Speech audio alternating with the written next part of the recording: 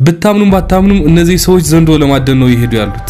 እነዚህ ጉደኛ ማህበረሰብ ያላቸው ችሎታ ለሌላ ሰው አስማት ሊመስለው ይችላል። ኮቴውን ብቻ አይተው የትኛው እንስሳ መቼና ወዴት እንደሄደ ጭምር ማወቅ ይችላል። እየፈለጉት ያሉት ተራ ዘንዶ እንዳይመስላችሁ።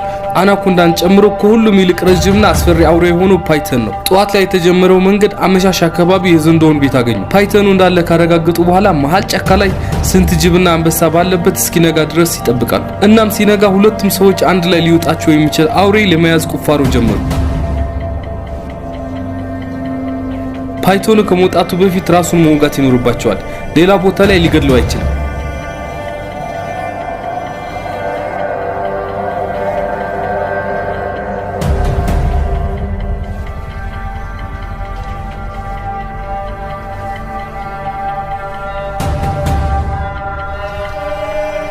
በነገራችን ላይ ፓይተን ማለት ከሰውነቱ የሚበልጥ ነገር መዋጥ የሚችል ፍጡር ነው። ኤኒዌይስ ቆዳውን በውድ ዋጋ ይሸጡታል።